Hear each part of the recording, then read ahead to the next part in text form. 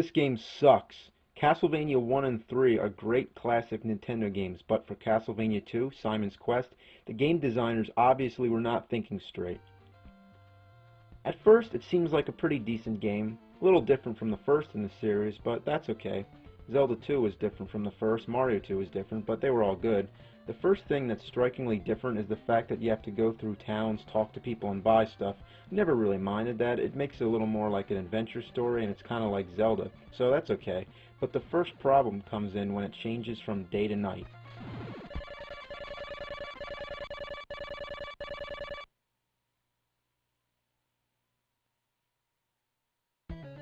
Why does this need to happen so often? Like every 5 minutes? Why does it take so long? Nobody feels like sitting through this every time. How would you like it if you were playing a game and then every 5 minutes I came over and paused it, then counted 10 tedious seconds and then let you continue to play the game?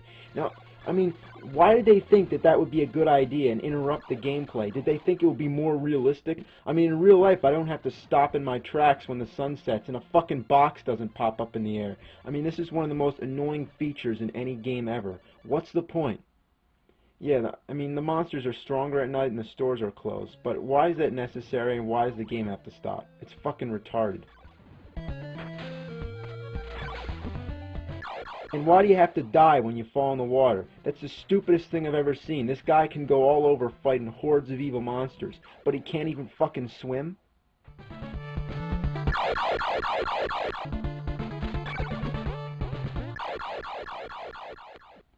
Sometimes I don't feel like going down the stairs just to get down to ground level. I mean, there's no reason I should have to do that when I can just take a shortcut and jump down.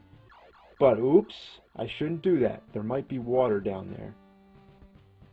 Another thing that's really annoying about this game is the fact that you have to buy weapons and items. I mean, still, it's not uncommon. You know, like I said, it's the same thing you have to do in many great games like Zelda, but let me explain. Here you have to collect hearts, which count as money. I mean, that's kind of odd, because usually hearts count as life or energy, you know, so that's kind of strange, but, you know, that's not the point. The point is that the items you need to buy are too fucking expensive, and the hearts don't add up enough. It takes too long to get enough of them to buy something, and it gets boring wandering around killing the same monsters over and over again just so you can buy a flame whip or something. Speaking of flame whip, that's pretty weird itself, isn't it? I mean, they were really being creative with that one, the flame whip. Anyway, about the hearts. It takes too long to buy stuff, and to add on to the problem, when you die, you lose all your hearts and you have to start all over again. I mean, doing this doesn't add to any of the game's difficulty or challenge, it just makes us have to do more of the same monotonous stuff over again, and it's not fun, it's boring. Oh look, I finally got enough hearts to go and buy a plant that I need to cross the swamp. Now let me get to the store.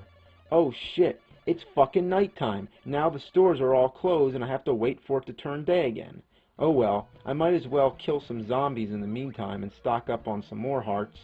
Oh shit, now I gotta start all over again. One of the worst things in the game are the pitfalls, which are areas where there's like stones or blocks that look like you could walk on them, but instead you just fall through. It's impossible to tell where these spots are the first time walking through, so you just have to keep throwing holy water all over to see where they are. It's retarded. Why should I have to do that? Again, it doesn't add up to any of the fun, challenge of the game. It's just unfair and it's annoying. In the dungeons, there's no bosses at the end, which is a big disappointment. Every Nintendo gamester knows that at the end of a level or a dungeon, labyrinth, or whatever, there's always supposed to be a big guy who you fight. But here, they just got lazy and only put a few bosses in the game and left some of the dungeons just empty, like this one.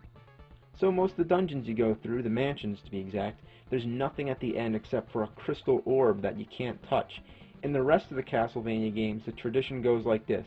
You fight a boss, you defeat him, then an orb comes down, and you touch it. There you go, on to the next level. But in Castlevania 2, how would you ever figure out that you're supposed to throw an oak stake at that orb? I mean, when you first get the oak stake, you assume it's a weapon, and you throw it only to find that it does absolutely nothing, and that you waste it by throwing it, so you have to get it all over again. There are parts in the game that are definitely not self-explanatory and are too hard to figure out. Take this dead end, for example. Would you guess that you're supposed to pass through this wall? How? You have to kneel down by it for like 10 seconds. Now still, that's not enough to make it so cryptic and hidden that we can't figure it out. Oh, please give us more for our buck and make it harder so we can wander around the whole game and exhaust every possibility before we find out. Okay, guess what? You need to have a red crystal selected and be kneeling down and wait a little while before this magic tornado comes and takes you to the next part of the game.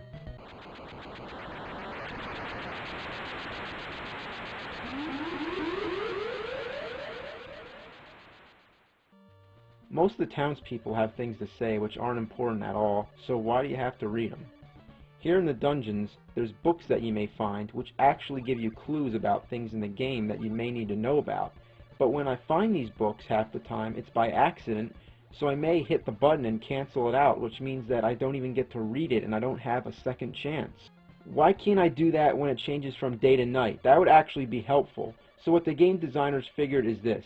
It isn't absolutely necessary for me to read about how to find Dracula's castle or what I'm supposed to do with an oak stake, but what I do need to read, again and again, constantly, is the morning sun has vanquished the horrible night. How about vanquish this horrible game? The only sure way to get through this awful game is to enter a code, but even that is way more tedious than it should be. While most of the Castlevania games have symbols you enter for a code, this one just has a whole bunch of numbers. I mean, like, one of those little parts would be enough for a password, but why 4? Like, why so many? In general, I hate games that have passwords like this because sometimes they have uppercase and lowercase letters. Like, the L's, you know, look like I's, the zeros look like O's, the 8's look like 5's. So, you know, why does there have to be so many digits? You know, like, why can't it just be numbers or something? Like, you know, just numbers and not letters. I mean, it takes me like 5 minutes to enter this code when it should only take like 5 seconds. It's friggin' stupid. Okay, so say we enter the code and we go to Dracula's castle. You'll be pretty disappointed how anticlimactic this game is. It isn't even worth putting in a code, let alone playing the whole game all the way through, which if you did, I feel bad for you. I mean, first of all, there's no enemies in Dracula's castle. You just walk all the way through, and the only obstacles are just like going up and down steps, which won't hurt you, and they aren't challenging either. They're just tedious. I mean, what the hell is the point of going through the castle if there's nobody to fight? Did the game designers just like run out of time or something? So then you get up to Dracula, and guess what? He doesn't look anything like Dracula. Instead, he looks like a Grim Reaper, and he throws sickles. I mean, did the people who made this game even know what Dracula is? He's a fucking vampire. Alright, on top of everything, Dracula's way too easy. Check this out. This is a trick that I discovered myself, and so could you without the help of any strategy guide. When Dracula first appears, he stands there for a while, and he gives you plenty of time to land lots of free hits. Not only does he stand there for a long time, but everything that hits him will stun him and give you even more time. Naturally, you'll probably be using the flames because it's one of the most effective weapons in the game, but using it against Dracula, it makes it simply impossible for him to even do anything. He has no chance. The second you start throwing that shit at him, you've already won. I mean, why is it that easy? Did they even test the shitty game out before they released it? What a piece of shit. I mean, I feel horrible that I had to play this game in order to make this video, but I did it to demonstrate its dreadfulness, and I forced myself to play it just so that you don't have to. So you should thank me for telling you to stay away from this horrible, steaming pile of goat shit.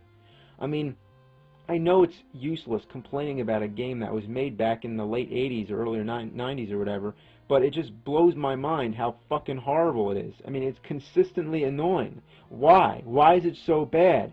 If all these problems were changed, then we'd have a great trilogy of classic Castlevania games, but history is history, and we might as well try to count Castlevania 3 as, you know, the second in the series, and leave this awful piece of horseshit alone, as it stands today as one of the biggest fuck-ups of all time. Thank you for listening. Good night. The ending sucks, too.